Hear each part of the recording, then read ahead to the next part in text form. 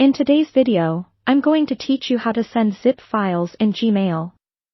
This will be incredibly useful for you if you need to attach multiple files or large files to an email, as a zip file provides a neat way of compressing and combining these files into a single attachment.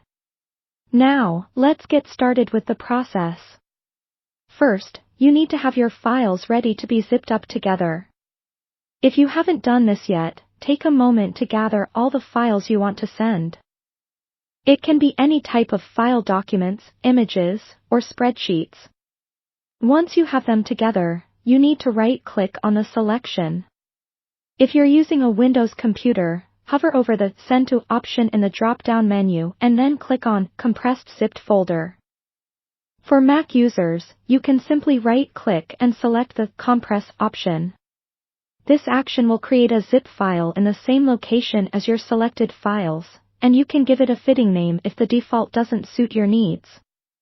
Once you have your zip file ready, the next step is to draft your email. Open your Gmail account in your preferred web browser. When you're on the main Gmail interface, click on the Compose button located in the upper left corner of the screen. A new message window should pop up. It's time to fill in the relevant fields, such as the recipient's email address, subject line, and any message you'd like to include in the body of the email. This makes it clear to your recipient what the email and attached files are about. With the email draft in place, you are now ready to attach the zip file.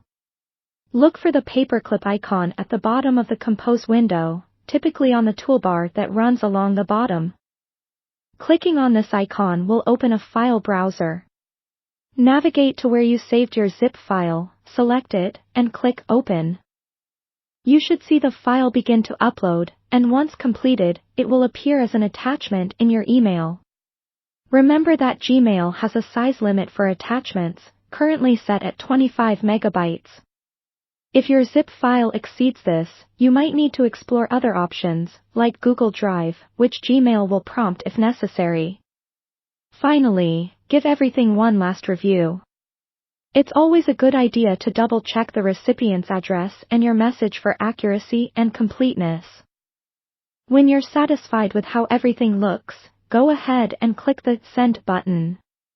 Your email, along with the attached zip file, is now on its way to your recipient. And there you have it, a straightforward way to send zip files via Gmail. This process can help streamline your file sharing efforts and keep your communication organized. Thanks for watching, and don't forget to like, comment, and subscribe for more helpful tips.